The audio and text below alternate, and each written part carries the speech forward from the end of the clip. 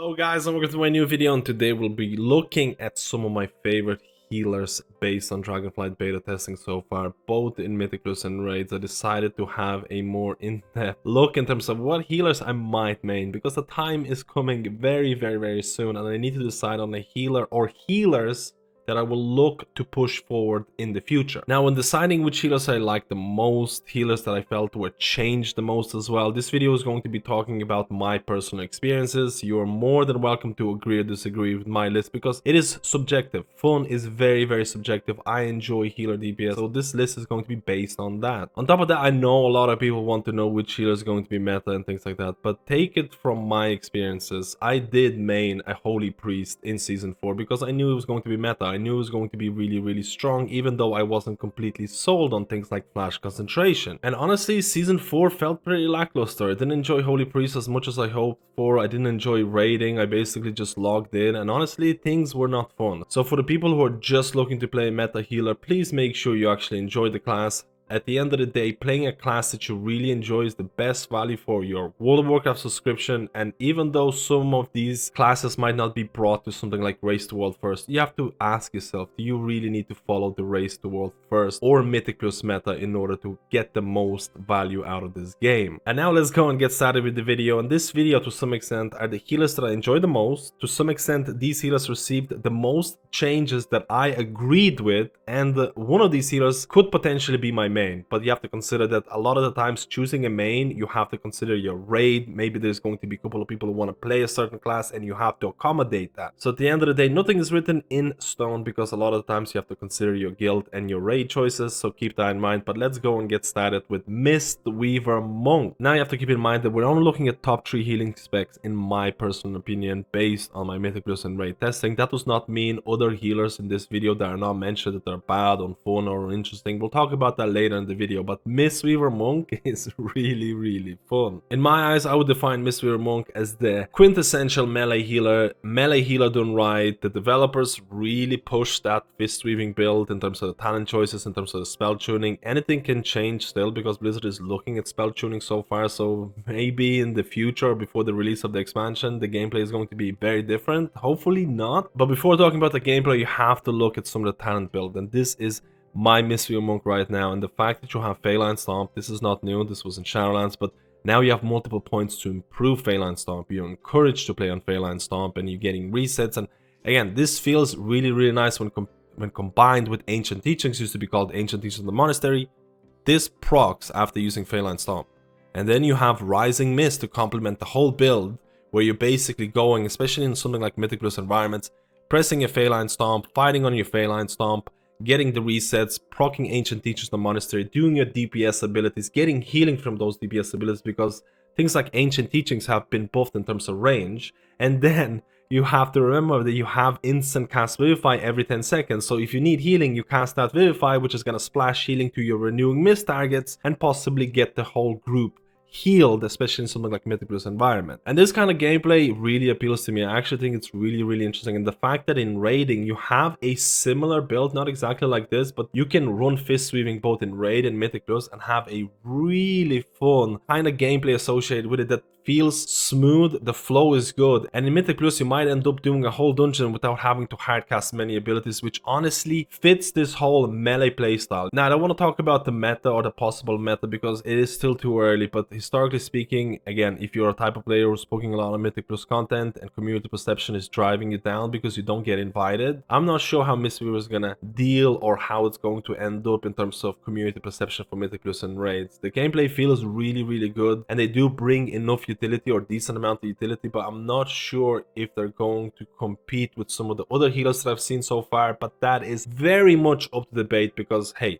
maybe Mistweaver is going to do top HPS in the future in terms of spell tuning. We have to see how that's going to end up, because spell tuning is happening every single week. So Mistweaver received some really nice changes. It is a very much changed healer, even though there's been a couple of small changes that impacted the gameplay in a really meaningful way. Mistweaver has to be one of the most fun healers with the changes that I agree the most. Now let's move on to the second healer, and that is going to be Discipline Priest. Now I ended up testing Discipline Priest more in Mythic Plus than Raid, and I did enjoy the raiding playstyle, but boy, Mythic Plus playstyle for Discipline Priest has always appealed to me so much, because dealing damage and getting healing out of that is so fun. And especially considering that meta is going towards that, hey, healers have to deal damage, they have to heal, they have to provide utility. It provides a decent package for anyone who's trying to pick up healing for the first time. And for example, they pick a priest, they can play a holy priest, and then if you're trying to master healing, you can try and play this. So actually, priest overall feels in a pretty good spot, because even holy priest, which I don't like in season 4 in Shadowlands, has proved significantly in terms of, hey, flash concentration is reworked, it's a lot easier to manage, it feels a lot better, you have better ways of dealing damage. But this is not a holy priest video. I'm just highlighting the fact that if you pick a priest, you have an options of playing a simplistic healer like Holy that can be mastered over time, or you could go Discipline Priest. And the reason why I chose Discipline Priest as my second most fun healer or change healer is because they did go through a revamp. They did have new abilities being added, Renew, Flash Heal, those are going to proc atonements. You did have Shadow Man being removed because it was basically directly replaced by Flash Heal, so there's not huge difference in terms of your single target healing. Shadow Man got replaced by Flash Heal, you got Renew in order to apply atonements easily, especially on the move. But what is happening to Power Word Shield? And that is the biggest difference for Discipline Priest. How do I explain Discipline Priest in Dragonflight for anyone who's played previous expansions? If you're playing Wrath of Lich King right now, I'm playing Discipline Priest, and you know that Power Word shield spamming is the way to play in terms of optimizing your Discipline Priest in Wrath of Lich King. Think of Dragonflight Discipline Priest as a Wrath of Lich King Discipline Priest combined with Shadowlands. You still have atonements, you're still dealing damage and you're healing through atonements, but your Power Shield is way more powerful depending on which build you go. You also have to consider the Power Shield does have a cooldown associated with it, so you can't really spam it like you did in Wrath of Lich King, which is basically Blizzard's way of avoiding, how do I say it? They removed Spirit Shell because Spirit Shell made every other healer's life miserable because Discipline Priest could completely negate certain boss mechanics. And then Blizzard thought in terms of the design choices, how do I make Discipline Priest or shielding not be super annoying to other healers, but also bring back some of the class founders that the Discipline Priest had throughout many expansions, and they came up with Power Shield having a cooldown. Now, the cooldown of Power Shield can be reduced by things like Train of Thought, and there are multiple builds for Discipline Priest. You can run the Mindbender build, you can run the, again, we're going to talk about this, Aegis of Wrath, and this is the main component of the shielding build, or a very strong component of shielding build that I'm going to talk about. You also have different builds with things like Light's Wrath if you want to do raiding content, especially raiding content. So there are multiple builds that are people still trying to figure out, but at the end of the day, you're still doing similar things as Discipline Priest. You're applying your DPS abilities, you're keeping atonements on people if they need healing, and now, especially Mythic Plus content, you're trying to apply shields on people that need shields because with, again, we talked about this talent, Aegis of Wrath, let's see what it does. Power Word Shield absorbs 50% additional damage, but the absorb amount decays by 3% every 1 second. And this is an important concept. If you can apply Power Word Shields to people right before the damage happens in a raid boss on Mythic Plus, especially with something like Rapture, you're completely bypassing that mechanic. Think about it, in some Mythic Plus environment where your friendly target is about to get hit by a boss mechanic in about 3 seconds and they're about to die, you know they're not going to survive this, especially in a high tyrannical key. Apply a shield on them.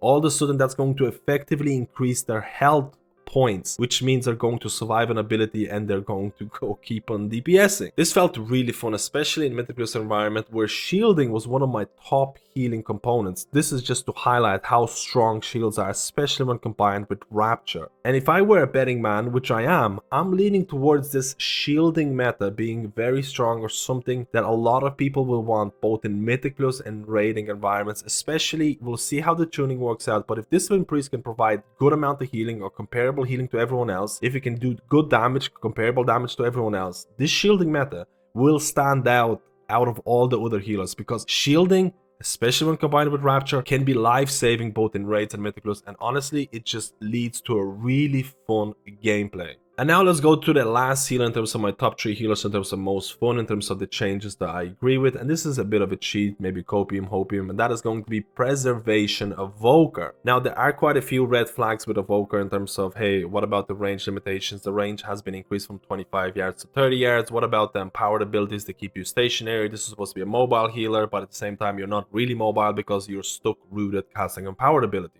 And on top of that, how are you going to deal with something like sustained single target healing? There are a lot of questions about Evoker and the viability of Evoker that I can already see. But the fact that it is a new healer, everything's brand new, all the talents are new, all the spells are new, there is a new gameplay associated with this class. It is very, very exciting. And also you might have this whole Blizzard new class syndrome, where new class or the flagship product of an expansion Blizzard will make sure that it should be somewhat decent, but that is again copium at my end. Now, I do want to talk about some of the positives the preservation Evoker has that made me put Evoker in this list and possibility for my main, because you can deal damage and that damage is going to heal people. There is a common trend in all of these healers. Every single healer that I mentioned in my top 3 list deals damage and heals through that damage. And I think that is where Blizzard is going, that is where meta is going, and that's what it provides the most fun for me personally. I know there's a lot of people out there who's going to disagree with this. You have things like Leaping Flames, which allows you to choose or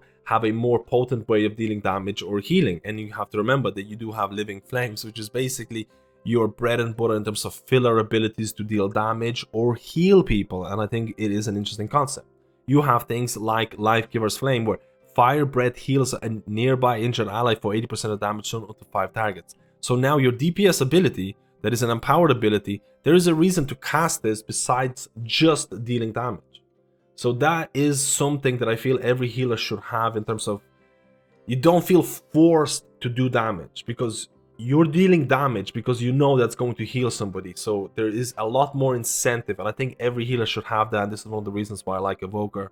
On top of the fact that you're not, how do I say, I hate healers that are super reliant on Innervate. And I know Discipline Priest historically has been very reliant on Innervate, but the fact that Evoker has things like Energy Loop, where you can use to Disintegrate, which is a free ability. It doesn't cost any mana, it costs essences. So you're sacrificing essences, which in turn could be referred to as HPS, to deal damage, but dealing damage is going to give you mana through Energy Loop. Means that you can sustain yourself both in raids and Mythic Plus. So far, I had 0 mana issues in Mythic Plus, and in raids you can make this work really well, and you can spam or use your Temporal Anomaly a bit more in terms of trying to get more absorbs and spreading your echoes. So in my opinion, Preservation Evoker has more positives than negatives, but let's talk about viability or predicting viability or meta. Again, a lot of times if you're picking a healer and trying to do high-end content, you're trying to pick something that you enjoy, but it's also wanted by other people. I don't personally feel that Preservation Evoker or Evoker in general is something that people really need, because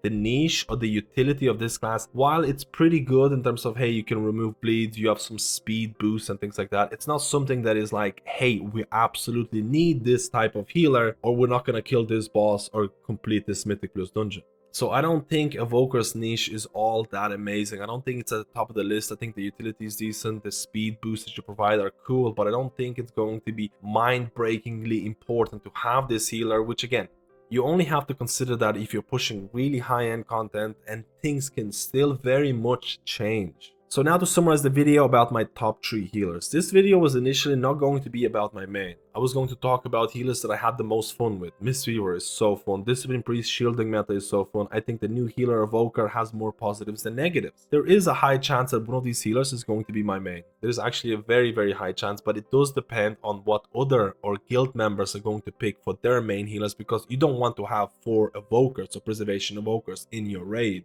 And all the healers that I didn't mention does not mean things like Resto Druid, Resto Shaman, or Holy Paladin are not fun or the gameplay is not interesting. It just means that they did not receive enough changes to kind of grab my attention. There's still a very likelihood chance that I'm going to be running with 2 healers, maybe 3 healers when Dragonflight launches, and I'm going to have something like a Resto Shaman as my main alt. You have to remember that I will get all of the healers eventually, but at the start of the expansion, depending on how difficult it is to level characters and gear them up, I'm going to have at least 2, maybe 3 healers that I'm gonna try and gear up at the same time. In the next week or so, I will be solidifying my choice in terms of what healer I'm going to be maining, but that is also going to be dependent on my guild choices, so keep that in mind. But the top 3 healers that I mentioned here are some of the healers that I have the most fun with. Again, we're talking about the meta, predicting meta. It's very hard to do that. Sometimes the meta takes a month after the expansion is released to really take effect. Sometimes people overlook certain healers or DPS or tanks. So my suggestion is to play the healer that you enjoy the most, and if you are looking to also complement your raiding roster, you can consider that as well. And as I mentioned, all the other healers that were not in this video, they are still fun, they're still interesting. I just didn't feel that there were enough changes to those healers to make them unique or very different. For example, I think Holy Priest is a very much improved version in Dragonflight. Flash concentration feels better, you have more ways of dealing damage. And Resto Druid is still really fun healer. You can run Feral form, maybe Boonkin form if you really want. In Mythic Plus, you have bleeds, hots, dots that you maintain. Honestly, it is a very fun healer, but I don't think it's changing too much in Dragonflight. Maybe we'll have have the double life bloom build and things like that, but the HPS of Druid is kind of insane right now. And things like Resto Shaman, they have really good class tree. They have really a lot of choices in terms of utility. They could use an overall buff in terms of everything, and that can change any given week. But Resto Shaman gameplay, both in Mythic Plus and Raids, is still somewhat similar to what you have in Shadowlands. You do have things like Healing Rain dealing damage, Stormkeeper, and things like that, which are probably the biggest highlights in terms of changing the way that you play your Restoration Shaman in something like Mythic Plus environment. And then Holy Paladin, again, honestly feels very similar to the Shadowlands counterpart. Again, there has been a lot of talk about a range Holy Paladin, but I've mainly tested out the melee Paladin. Paladin actually feels really strong. Like, for example, if there's going to be raid environment, or if the tank balance is going to be somewhat weak, where tanks are going to be taking a lot of damage, Holy Paladin, the tank healing that they can provide in raid environments, is probably going to be something that a lot of guilds will want and will be sought after. A lot of the times a poorly designed class can be meta or really strong, or a class that's really well designed can be pretty bad because of spell tuning. So that is something to consider. And again, guys, thank you for watching this video. I don't want this video to be too long, but the top 3 healers that I mentioned, I had a lot of fun. The changes were really interesting and they appealed to me the most. I do have a lot of reservations about which healer I'm going to be main, but out of those top 3 healers, I'm leaning towards one of these based on what my guild wants, because I enjoy all of them.